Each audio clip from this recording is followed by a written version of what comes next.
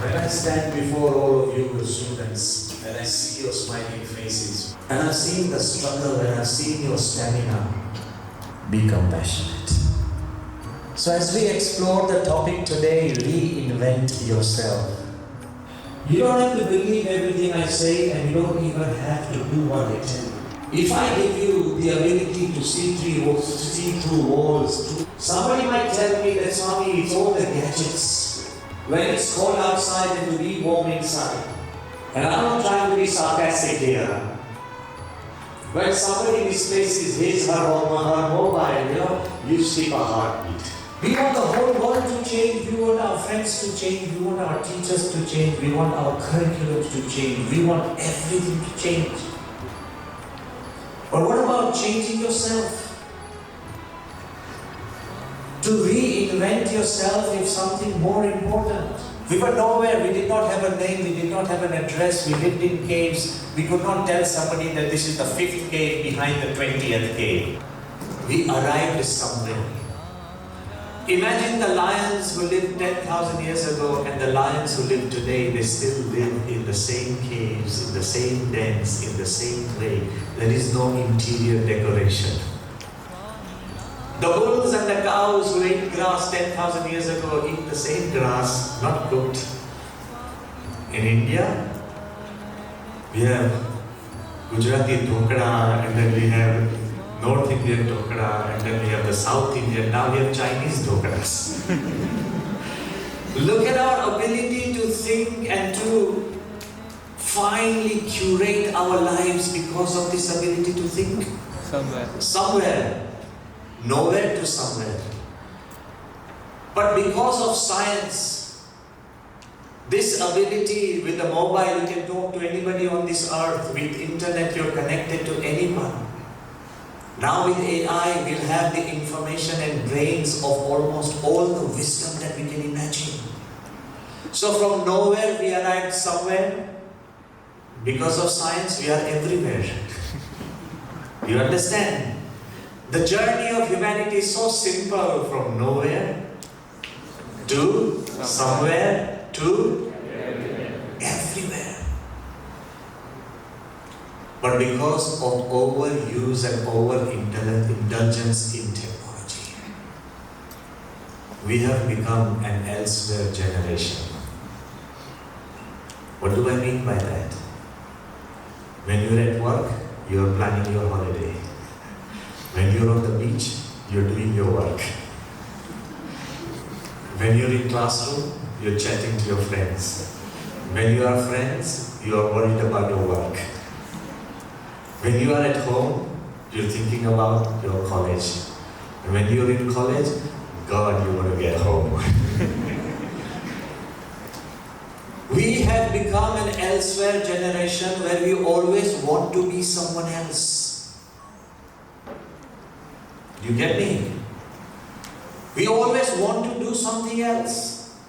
आप जहाँ भी हो वहाँ आप ठीक से नहीं रह पाते. You always want to do something else. And that's a pity because we get so distracted. We've created an elsewhere generation. But the secret that I want to share with you tonight is, can we be now here? Whatever is in front of you, be there. The presence of mind, what we call mindfulness. Whoever is in front of you, give him or her 100%. Bring your mind and your attention from everywhere and focus. Anything you do with focus, it takes less time. You remember more and you act more and you become more and you dream more. So what are the 5 words that I said? If somebody tells you, do you know the history of man? Just say these 5 words. From nowhere, somewhere, everywhere, elsewhere, to now, here. If we understand that, then you will understand there is no point in being someone else or somewhere else. Don't carry regrets in your heart that, had I just scored a little more, then I would have been in another university. The one you are in is the best for you and the right for you, and do your best, it will change the world. Learn to accept reality and then focus. There's a beautiful folk tale of Georgia. It has been recounted in many ways in other cultures as well. You may know, but I wanted to share with you in a way that makes you more aware of what I'm trying to tell you. Once there was a stone cutter. And the stone cutter always felt low, like we do. Sometimes we feel we could have been better off. We've always had a hard deal. Life is not fair. The only arguments we have at home that this is not justice.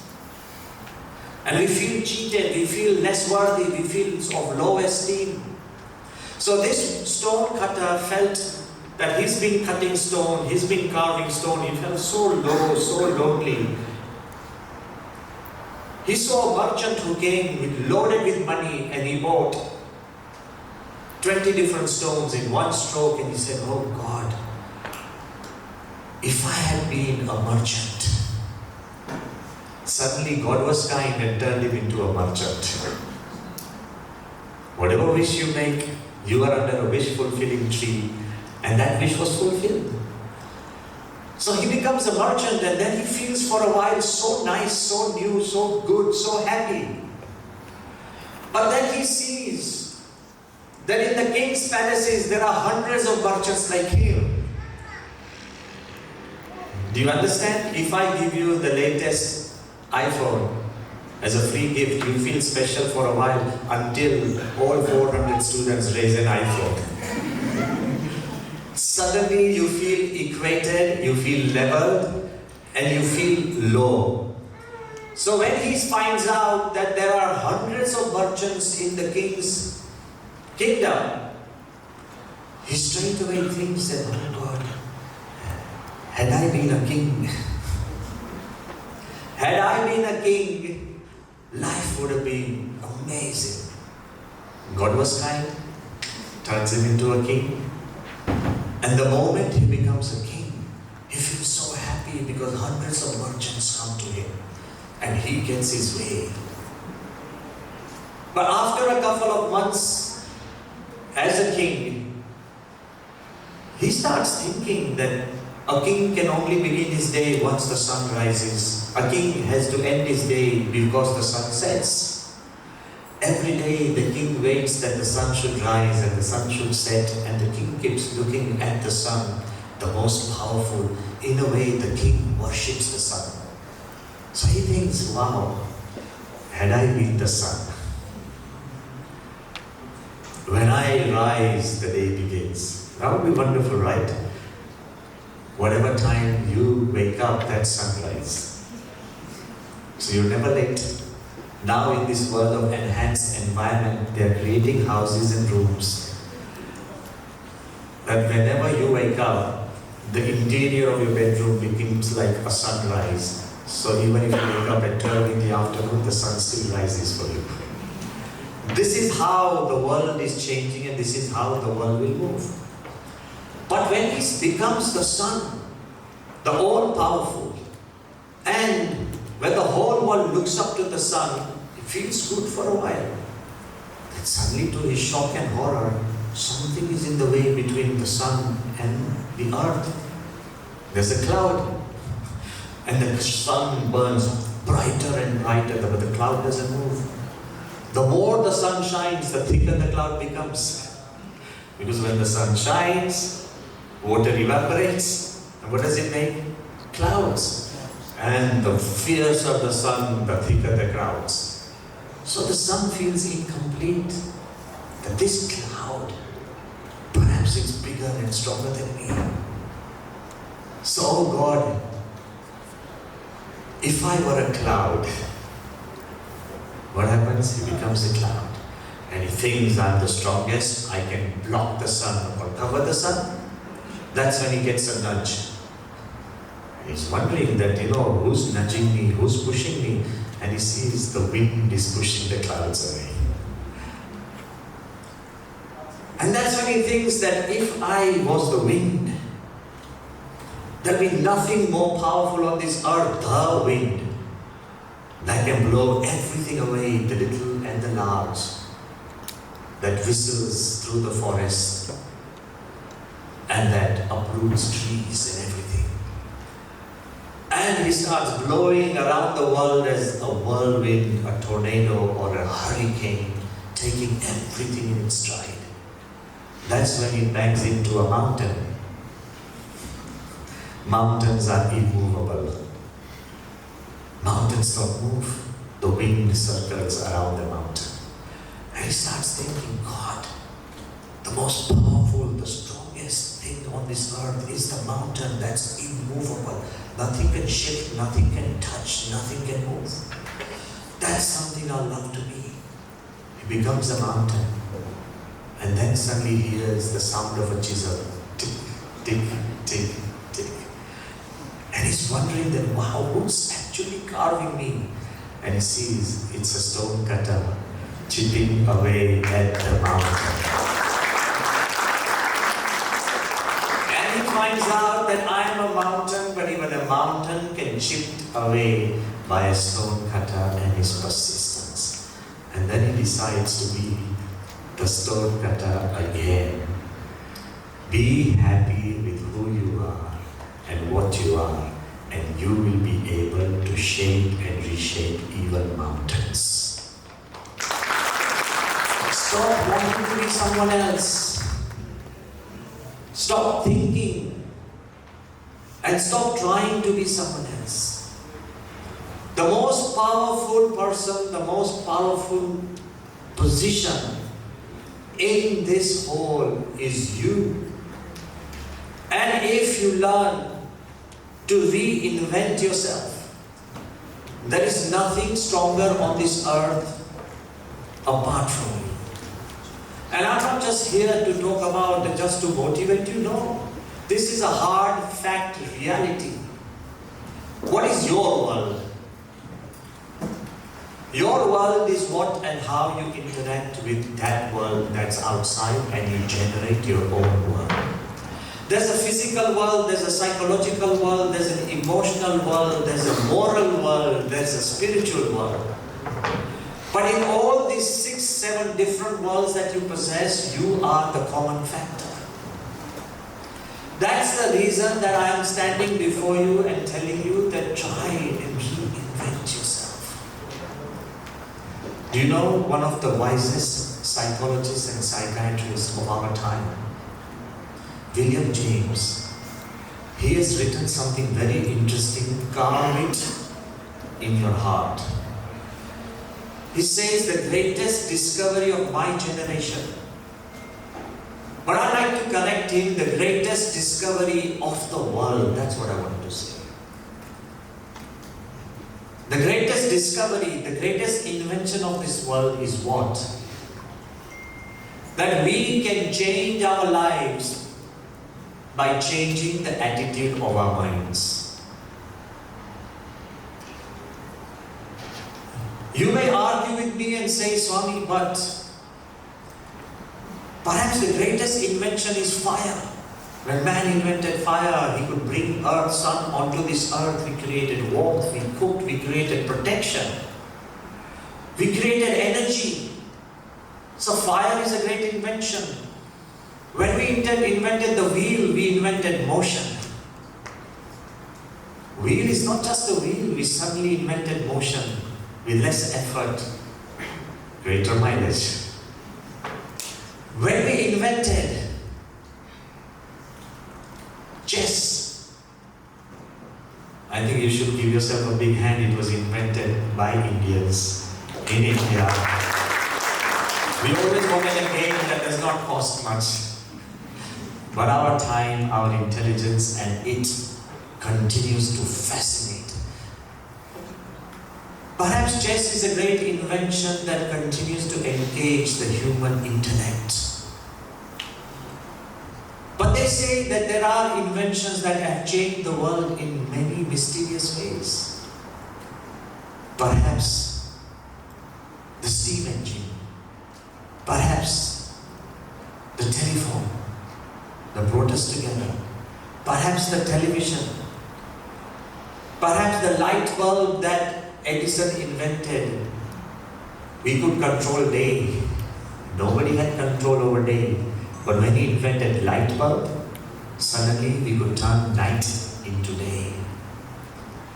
Perhaps you go ahead and the digital age computers. Perhaps the invention of the zero that drives the digital age. Perhaps the invention of internet that keeps us all connected and hooked and addicted.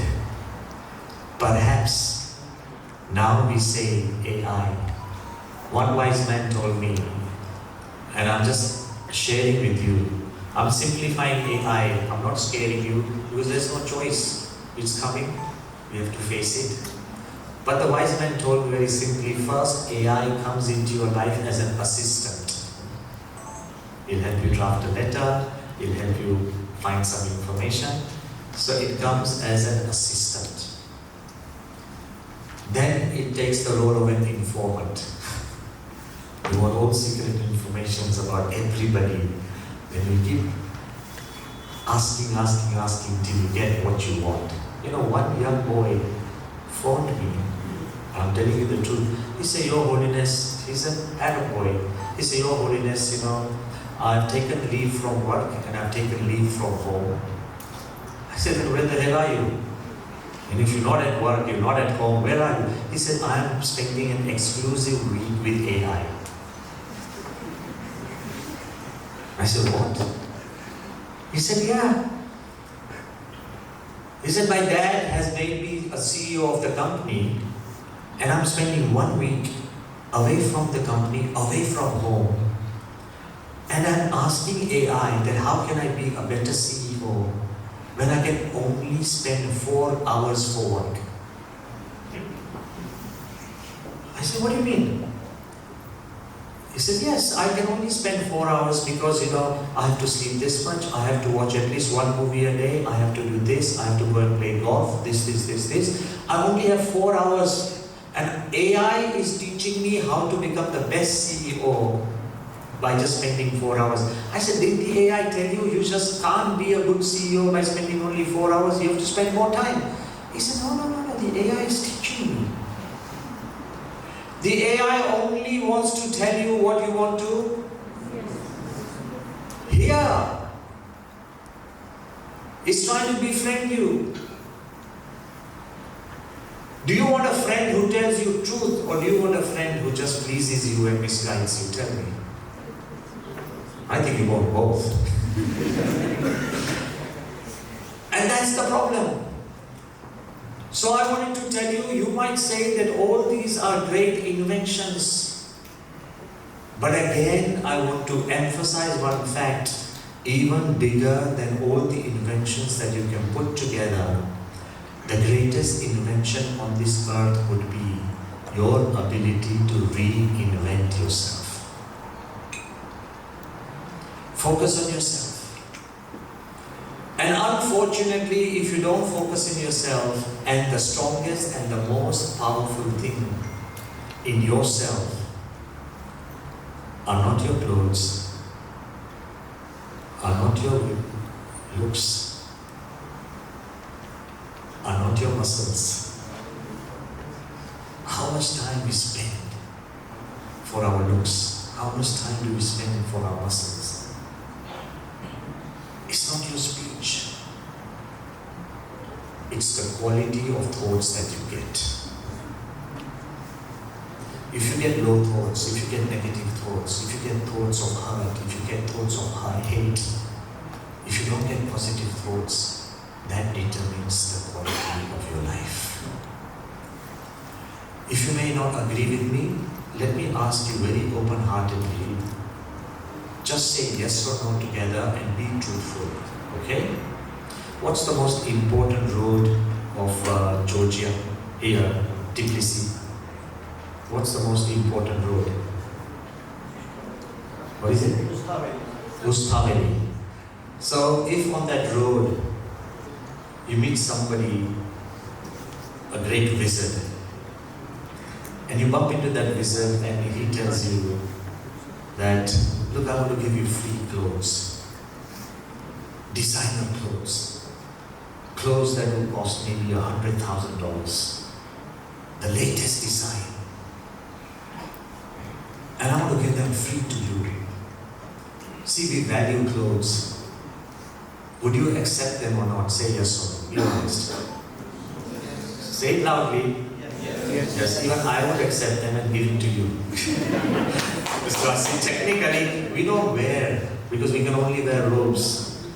But if somebody gives you free clothes, we do value clothes. How many times you go down into shops, even just window shopping, looking at beautiful clothes, and you're not going to buy them, but you feel good about that. So if this man says that I'll give you free clothes, of course everybody will believe me. Yes or no? Yes. Because someday it might happen. I'm here to pray for you, that's right. So, okay, you get free clothes, designer clothes, latest clothes, you'll agree.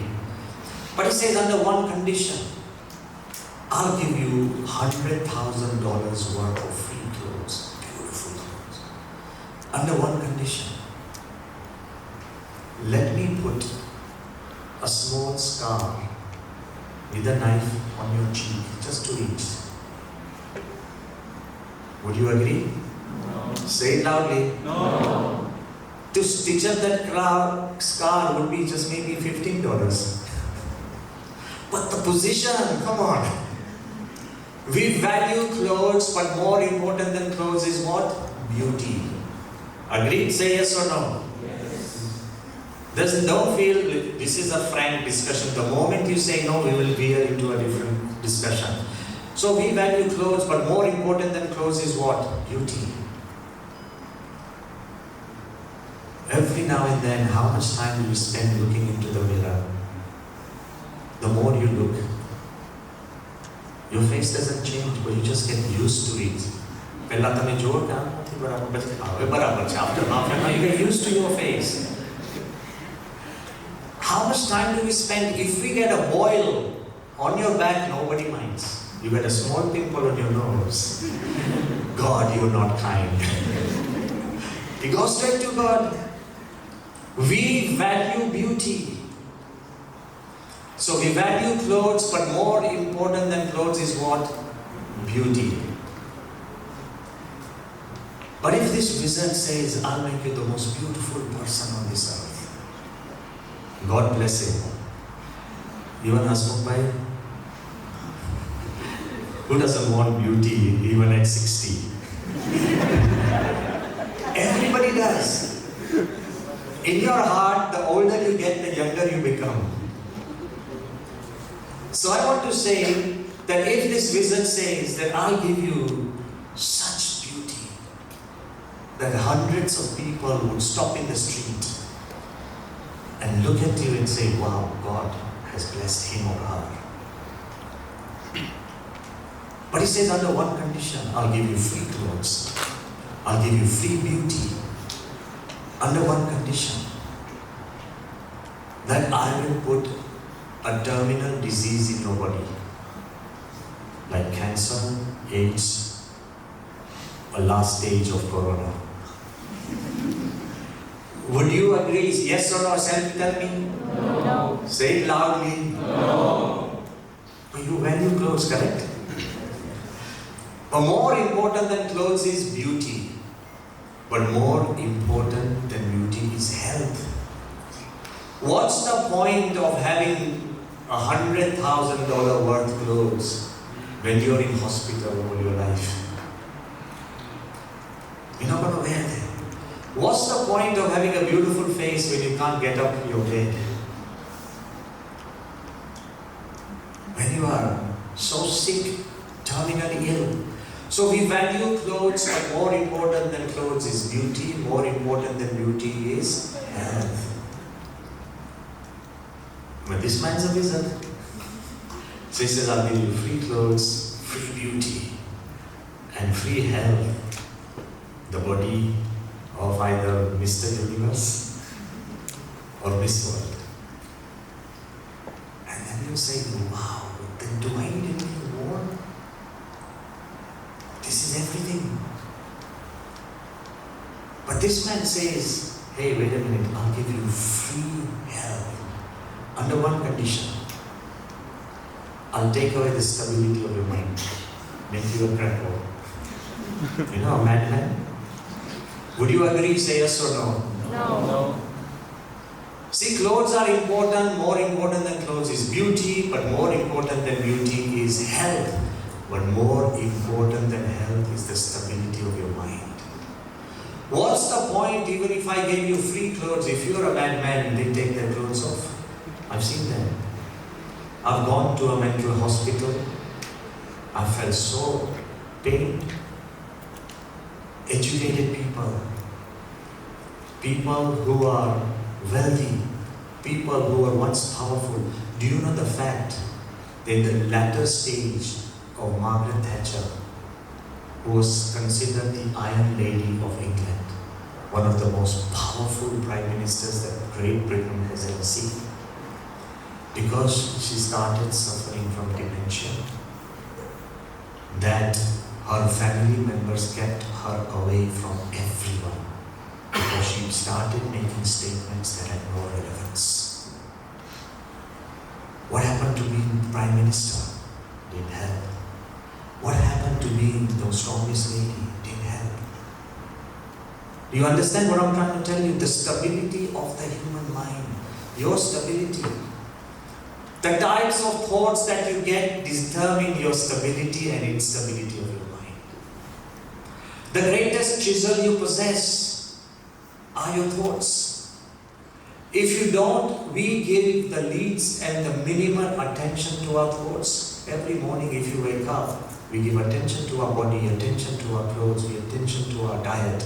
Have you ever looked into the mirror and really think, why do I get these thoughts of regret? Why do I feel jealous? Why do I get hurt if somebody doesn't call my name? Why am I so egoistic? Have you ever thought the day you begin to see your thoughts in the mirror, that will be the day you will begin to change your life? Spend that 2 minutes extra. Rather than focusing on everybody else, try and focus a little on yourself. Even if you pick one thing, that I have this real misfortune of being jealous. And if you start curing that, we never give attention. There are no classes in our entire education system. For 20 years we study, is there a single class that teaches you? Yes, it will teach you how to perform, play better cricket, better football, better this, but how to control your mind, is there a single class? That is left to chance. Parents don't teach their children, we don't teach ourselves. We learn through trial and error. Something that's most important in our lives, we ignore till it's too late. You could be anybody, I'm saying. You could be the last student in your class, but if you learn to control your thoughts, you will become one of the most successful doctors that you can imagine. It's not just about marks, it's not about passing exams. You have to, of course, that's a necessity. But your ability to master your thoughts.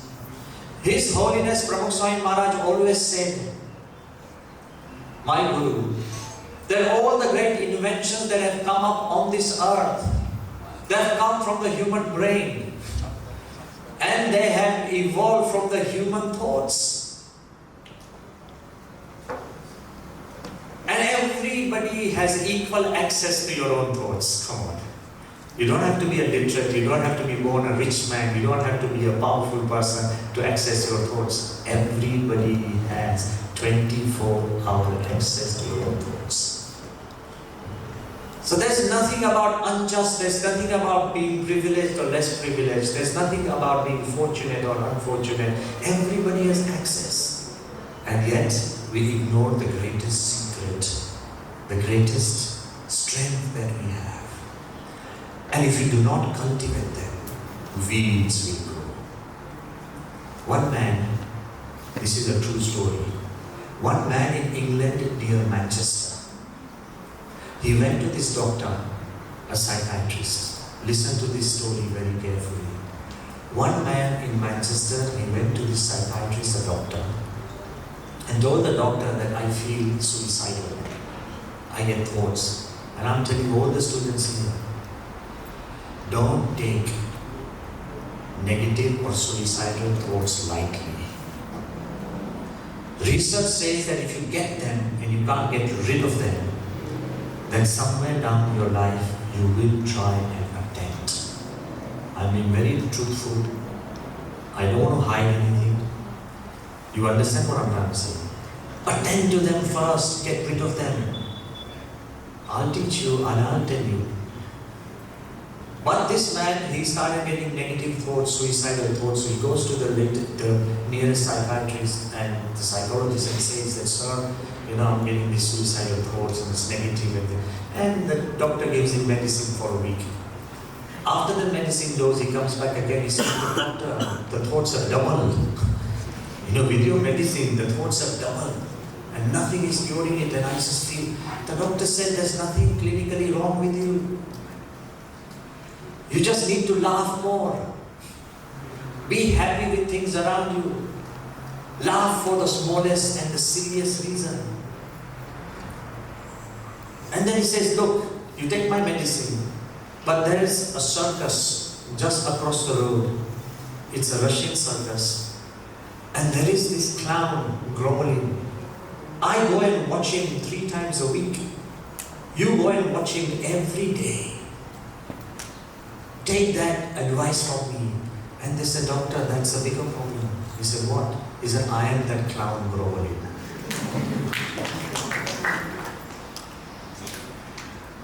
He was a public success but a private failure. How many of us, externally we are successful, we fake our happiness. We fake joy. We fake friendship and relationship. You can cheat the world by just holding the hands of your wife and tell them that you are a happy couple. You can't fake your heart. Your thoughts, if they're not controlled and if you don't master them, they can become your worst enemies. You don't need enemies from outside. And if you master your thoughts, they can become your best friends. That's what the Gita says. Atmeva Atmanaha Bandhu, Atmeva Atmanaha Ripu. Lord Krishna, 10,000 years ago, said this what the modern psychiatrists are discovering now. We belong to a tradition that is so strong, so deep, that has understood the mind and the heart in such a way that Bhagavan Swaminarayan, the founder of the Swaminarayan Sampradaya, has said, the greatest victory, the greatest conquest is self-conquest. If you learn to focus on your thoughts and control them at the root level, you will be able to change the world in a different way. And what do I mean? In the great Mahabharata war, I think everybody knows the story, for the people who don't know. In Indian spirituality, thousands of years ago, the world was divided into 2. There were the 5 righteous brothers, and there were the 100 crooked brothers. The 5 were outnumbered, and yet there ensued a massive battle. But all the kings, like you have the allies, the allied forces, so all the kings started allying with one force or the other.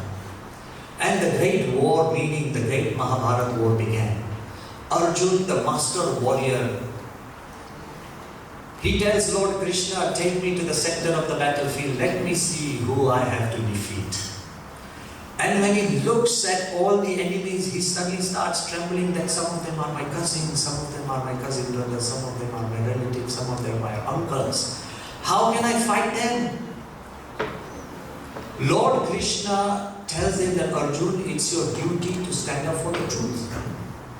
And you know what Arjun, the master, brave, the courageous warrior, he says, Siddhanti mama gatrani mukham cha parishushati roma harshascha jayate pramati vacha me manaha Gandhivam Sansadat Hastat. He tells Krishna that my bow and arrow are slipping away because my arms are trembling, my mind is spinning, my mouth is dry. I can't focus, I can't stand still. This is the typical diagnosis of depression. You know, when you are depressed, your mind spins, you can't think straight, your mouth dries up, you want to sleep, you just want to just eat something. Don't want to do anything. The normal doctor will tell you, okay, lie down, go into the exam with whatever you have studied. The more the confusion, the lesser the clarity. And sometimes we live in phantom fears, where fears are not true, when we create and imagine fears. So the greatest way to reinvent yourself, how do you focus on your own thoughts and how do you resculpt your own life? Wherever you are. I don't mean resculpting mean that I was on a bike, now I'm in a Ferrari. No. I mean turning the interior of your mind from a bike world to a Ferrari world.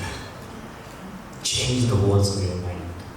Unclutter your mind and take controls in your own hands.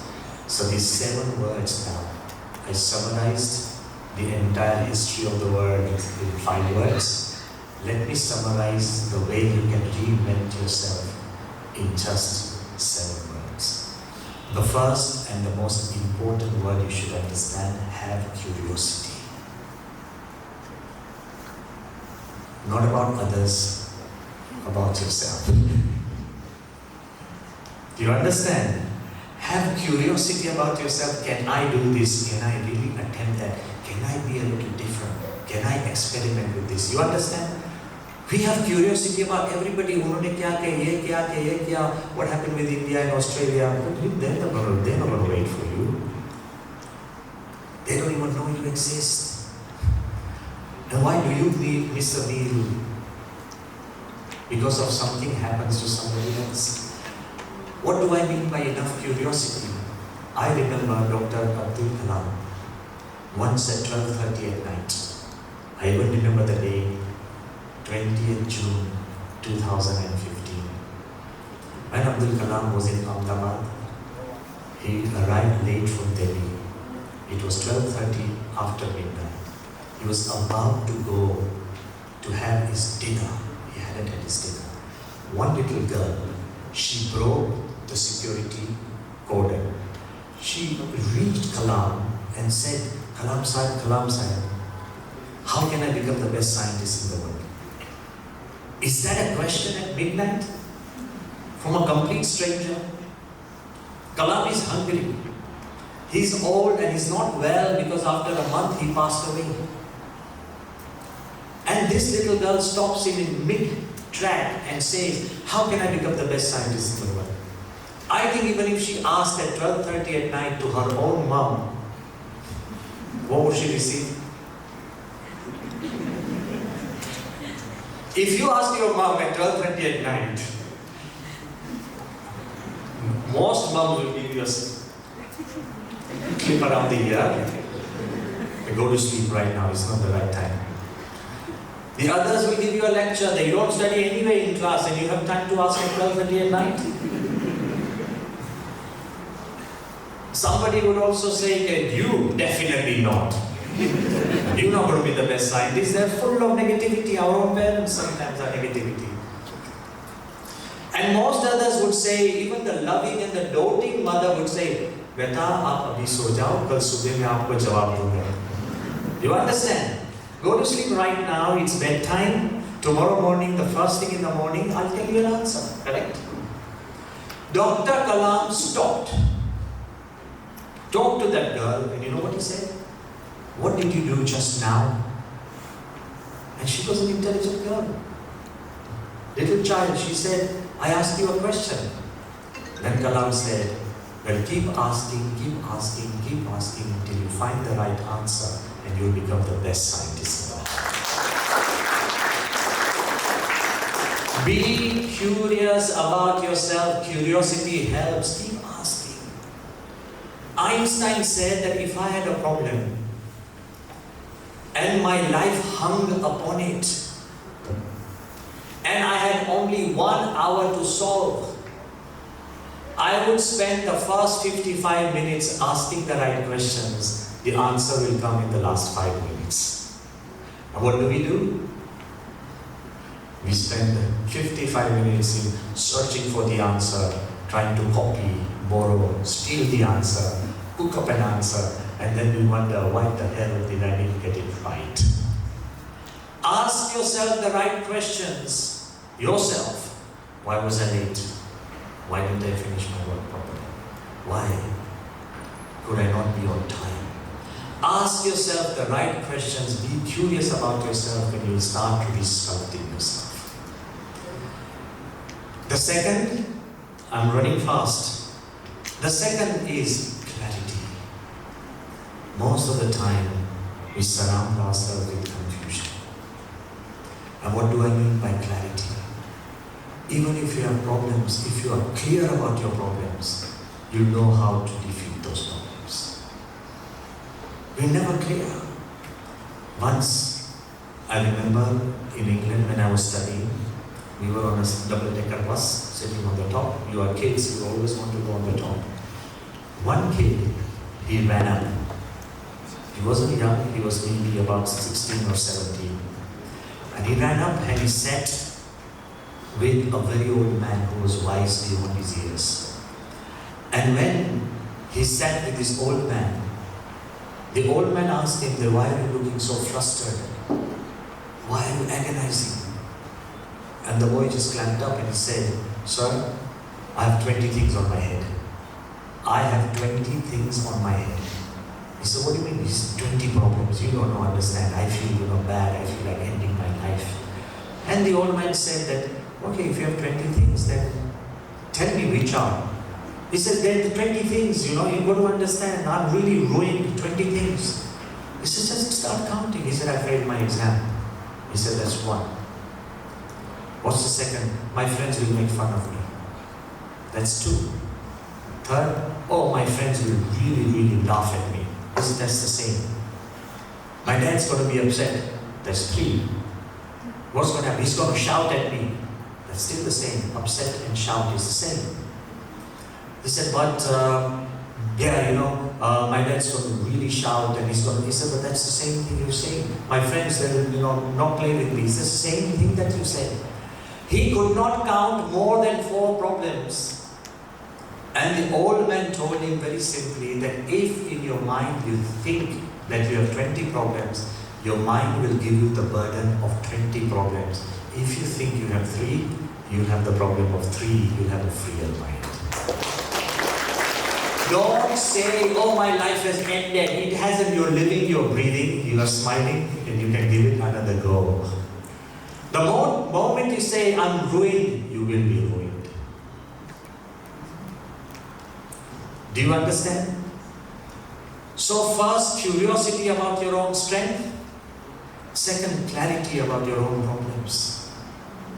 Many times we live in phantom and imaginary problems. But there's nothing wrong, and imagination creates everything wrong. In America, there's a park which is known as Central Park. And there is now a rumor, or there's a situation that anybody who walks or runs in the Central Park has been robbed at least once. This is how the saying goes. It's the Central Park. Everybody's welcome and everybody's free. So one man is running in the morning. And suddenly he sees a big man, bulky, strong, aggressive man, running behind him. And straight away, he gets worried that that man, he's probably a mugger, he'll probably murder me, steal something from me, so he starts running more.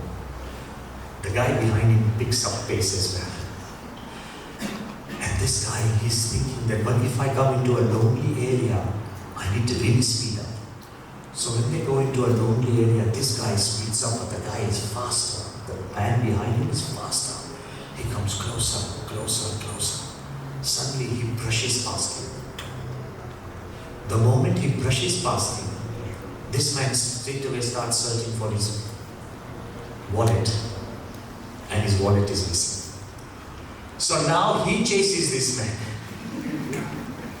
And he chases this man. He says, I need to get my wallet back. This is what my cards, my bank cards and everything, my car keys and everything. I need to get this money. And he chases him. That man is running faster and faster. This guy is now speeding up faster and faster. He gets hold of him from the neck and then pushes him back. He says, give me the wallet. And that guy produces the wallet. And this guy goes home feeling proud, on top of the world, to tell his children that, look, never allow somebody to bully you or mug you. Take your life in your own hands. You know, he's rehearsed all these lines. You know, when you do something great and big after a long time, and when you want to parade yourself before your own family, you have to goddamn rehearse those lines. So this man is very clear that I'm going to tell them this is happened. And when he comes to his dining table for breakfast after his morning jog, to his shock and horror, he finds out that he had already forgotten his wallet on the table. And what's this wallet in his pocket now? So he picks up the wallet, he finds the name of that man, and very apologetically, he telephones him. He said, sir, were you in the morning in Central Park? He said, yes, I was. He said, in the morning that, we were running, please forgive me. I thought you were a robber and somebody who wanted to mug me. And that's why, I rushed after you and I thought you had stolen my wallet. But my wallet was already left behind at home. Oh, why did you give me your wallet? He said, I thought you were a robber. So imagine there was just phantom fear and the whole world becomes criminal. Clarity of your own problems will give you the strength of reinventing yourself and going around them. Minimize them. Make them realistic. Like if you have not eaten at night, don't pick up the phone and tell your mom and dad in India, oh, I didn't eat yesterday, I didn't today. If you cry, you might as well go back home. Be strong. Every student, if you have to miss one meal a day because of your hard work, much of the world lives on just one meal a day. Student life is not a life to be mourning about, crying about. The energy you spend in crying is the same energy you spend in trying. If you learn to try, you'll have to cry less. It's very simple. So first is curiosity. Second is clarity. Third, I wanted to say, which is very important, is positivity. Come what may. Do you have a choice to be negative? Theoretically, you can say, I can choose to eat and not to eat. It's theory. But if you want to survive, if you want to live, you have to eat. That's practical. Theoretically, you can choose to say, I want to breathe, and I can, if I so choose, I can hold my breath and not breathe. But if you want to live, even if it's foul smell, you have to breathe. Theoretically, you can tell me I can choose to take this negative or positive. But if you want to survive and progress, you don't have a choice. You have to take everything that comes your way positively. The moment you start thinking negative, you will crumble. The greatest strength that your mind has is to turn everything into positivity. Have you heard of the great famous tennis star, the first African American to win the Wimbledon? Arthur Ashe. Have you heard of his name? If you don't, then go and Google his name, Arthur Ashe. I remember as a kid, glued to the television in England, during Wimbledon, we were all cheering for the underdog Arthur Ashe. and he lifted the Wimbledon Cup in 1975, long before your birth. But Arthur Ashe stadiums have been named after him. What a sportsman, what a loving man. He encouraged so many. But in 1983, he encountered AIDS because of a blood transfusion.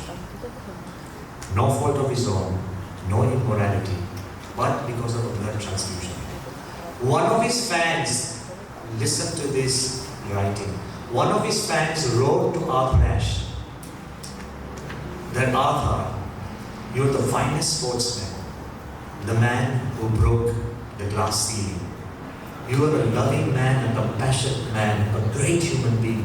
Why did God choose you for such a horrible disease? You know what he wrote back? He wrote back to the fan. It's perhaps the most historic little piece of advice which I want to share with you.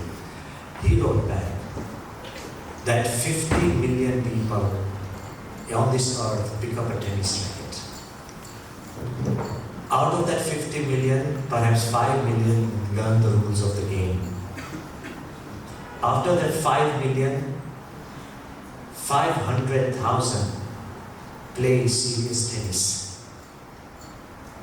And out of the 500,000, 50,000 play competitive tennis.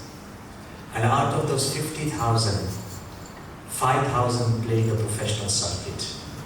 And out of that 5,000, 500 get into professional circuits. And out of that, 50 enter Wimbledon. And when I was holding the cup in Wimbledon, I never asked God, why me? Why should I ask him now, why me?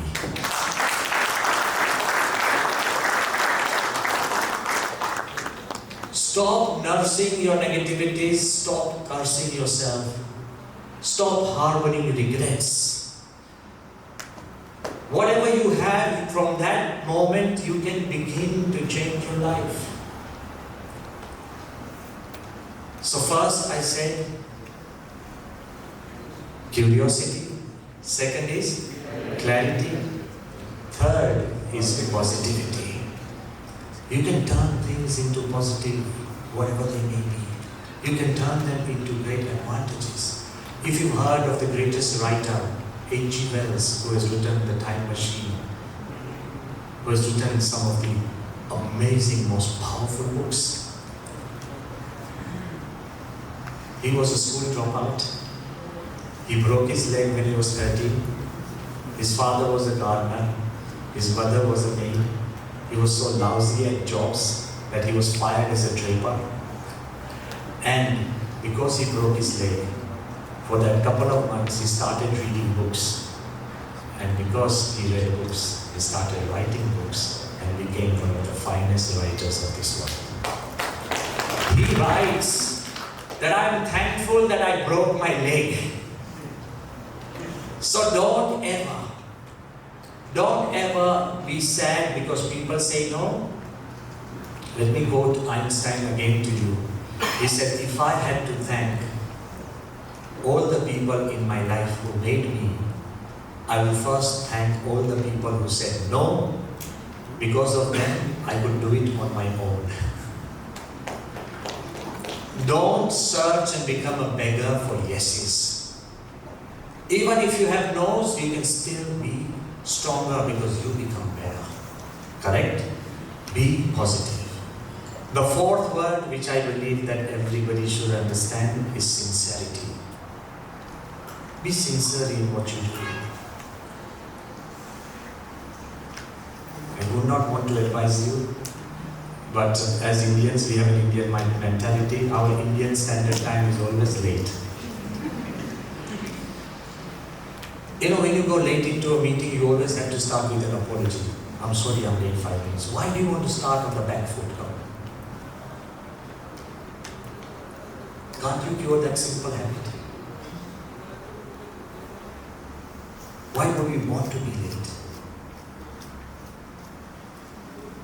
Anybody and everybody can change little habits, so sincerity.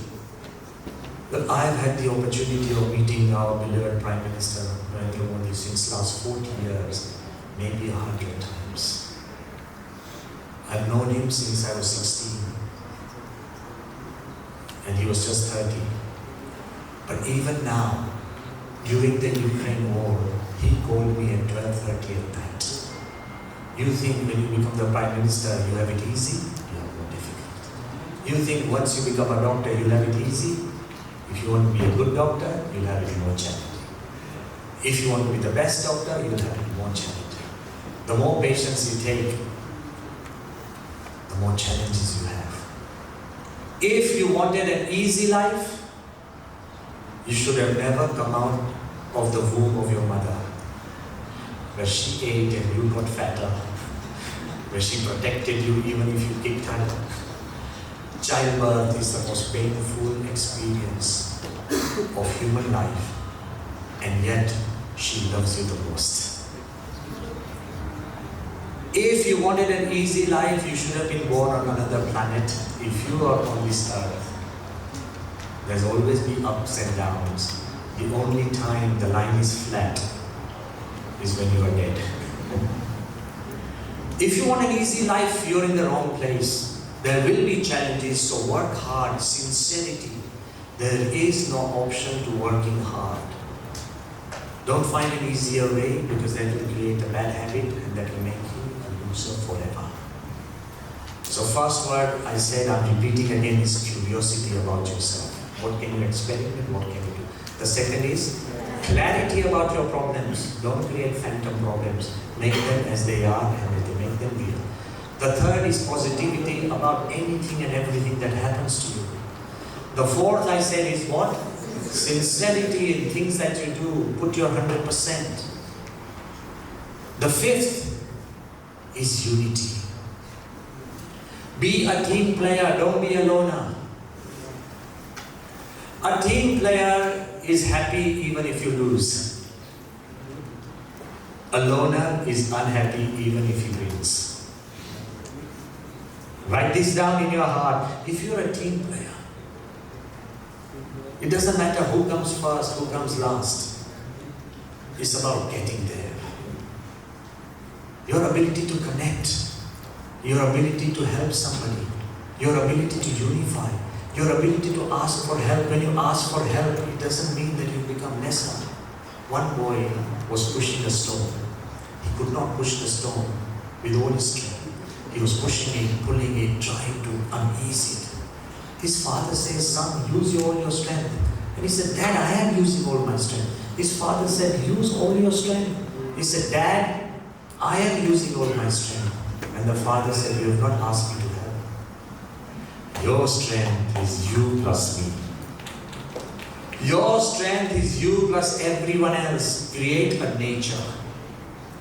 Create your own personality where you help others and everybody would rush to help you. Even if you are not at the top of the class and you have a helping nature, you will definitely reach the top of the world. You have to have a helping nature. Be compassionate. During this Ukraine thing, when the refugees were coming out, one little Ukrainian boy, he was coming up with the neighbors because his parents were still at war. Our volunteers were so stunned to see this young 6-7-year-old Ukrainian boy. He could not speak English. So there was a Ukrainian chap across the border. It was freezing, it was -8 or -10. And they did a video call to me just to liven up the spirit of this little boy. Just to liven up the spirit of this boy, I asked our volunteers to ask this boy, what does he want to be when he grows up? You know, you ask any child, what does he or she want to be when they grow up? Let's say maybe an astronaut or a scientist or a doctor or an engineer or a farmer, whatever. Children go into their own arena of imagination. Just to liven him up, because I found out that his parents were still at home. He had come with the neighbors, they had sent him off. And when they asked him, what do you want to be when you grow up? Listen with your heartbeat. He didn't say a footballer or a farmer or a scientist or an engineer or a doctor. You know what he said? I just want to be kind when I grow up. We are turning our children and people into doctors, engineers. There's nothing wrong. But don't forget to be kind. If you are kind, the world will be for you and you will be at the top of the world. The sixth word, which is also very important, and which I believe will give you the strength to really remain who you are after you have invented yourself, is humility. How do you carry yourself? Are you humble? Are you gentle? Are you loving and kind to everybody else? Not just your friends, but everyone. That will create a personality that will never have the worry of conflict. Let me tell you one true story and also give you the name. One boy who dropped out from school, who was the weakest in studies, so nobody encouraged him. He was labeled a failure. He took enough money from his home to buy a ticket to Mumbai. That's all he could go, a train ticket to Mumbai. But he was kind by nature. And he has personally told me that because I was the dullest and the dumbest, and because I was not even really well educated, in a room of discussion, I created the habit of just listening. When everybody talked, I listened, because I had nothing to contribute. By just simple habit of listening, I became like a sponge. So I absorbed everything that happened around me. And then I created a business. And just recently, he has built the new Mumbai airport in Mumbai, costing 30,000 crore rupees.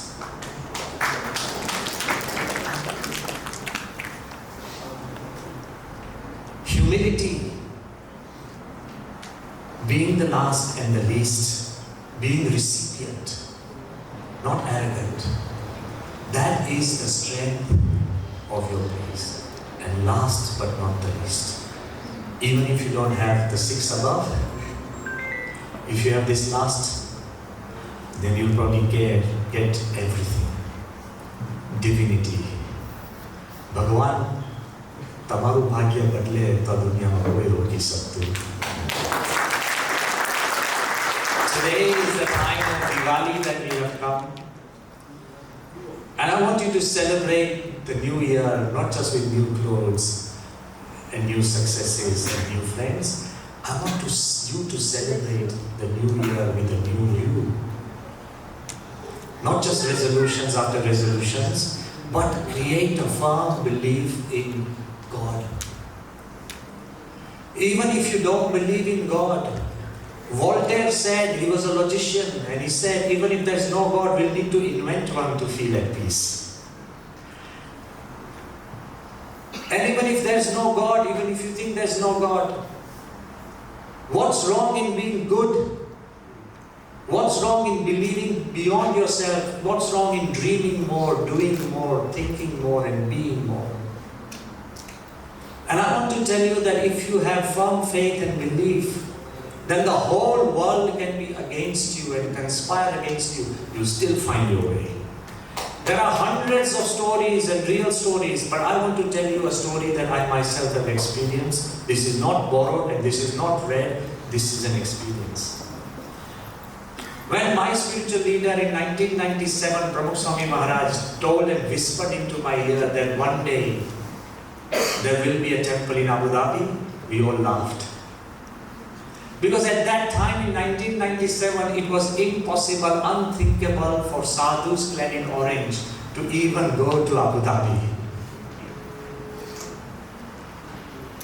You understand? These were all imaginary fears as well. Maybe there was not a rule, no, but imaginary fears.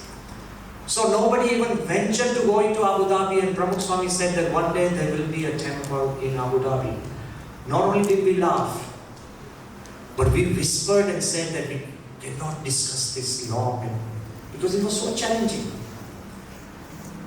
But in 2013, times changed, minds changed, climate changed. Our beloved Prime Minister Narendra Modi, he has his way and strength, his friendship with His Highness Sheikh Mohammed bin Zayed Al Nahyan led to one after another event. I had the personal privilege to meet both of them together. And I asked them, so what sort of a temple should we make? I myself wanted to make a simple room where we can put our murtis and we can do our worship without any fuss or flutter of a wing. But His Highness, look at the generosity of the ruler of Abu Dhabi. His Highness Sheikh Mohammed bin Zayed Al Nahyan, he open-heartedly told me, if it's a temple, it should look like the temple. Go and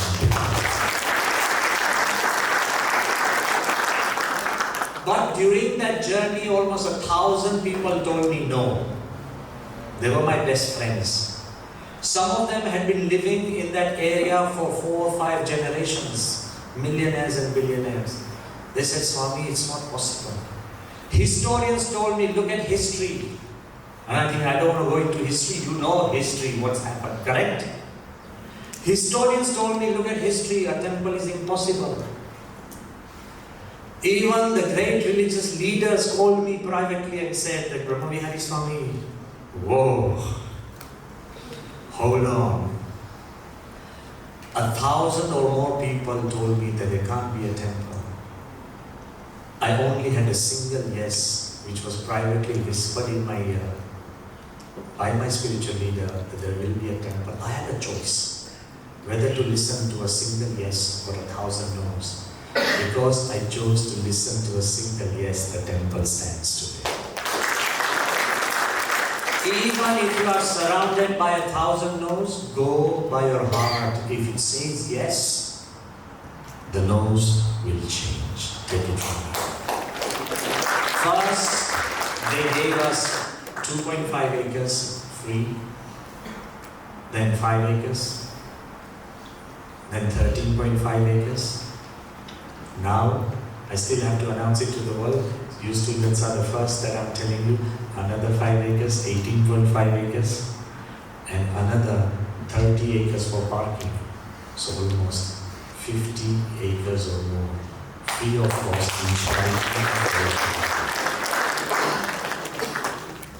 If you think this is an impossible story, turn your own life into an impossible story. You can.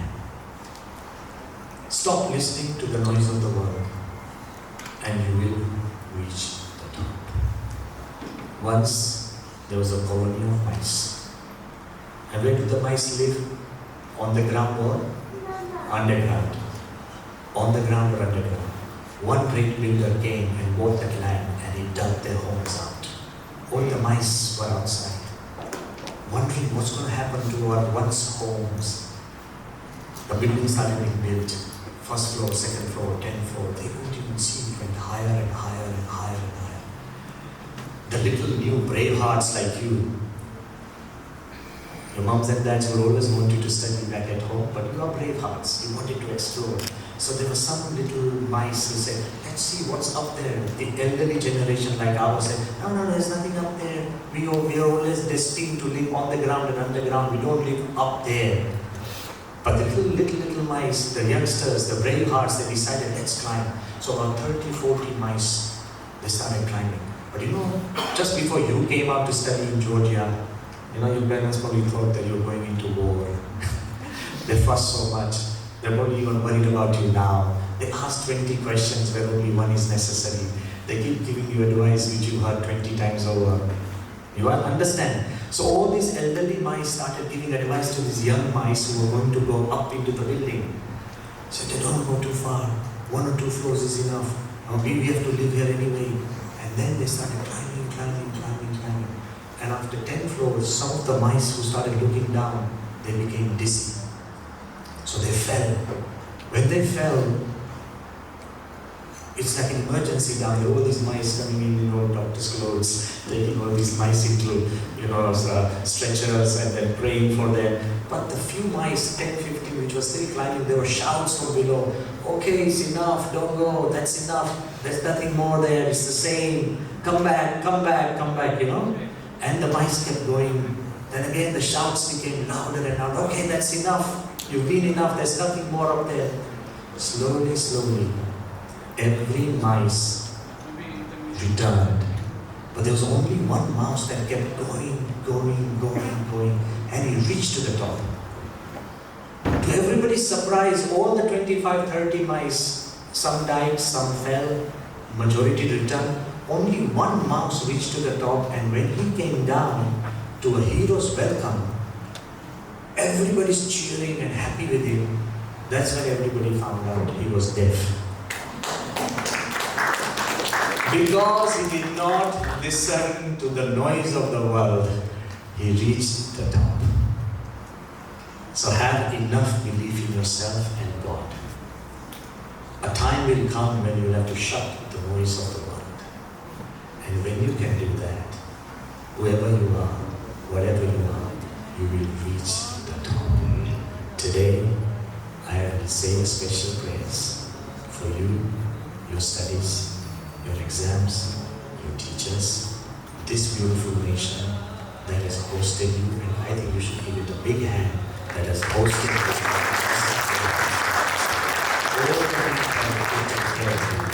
Or more importantly, thank God that He has gifted you with the strongest power any living creature can possess. That's the ability to think, the ability to believe, the ability to dream. Keep that going and reshape your life. Remember the stone cutter. There is nothing more powerful than yourself in this room, and there is nothing stronger than your thoughts. Let's use our thoughts with the blessings of God to reshape our world. Thank you very much. That is Palpai, the Palpai for supporting it.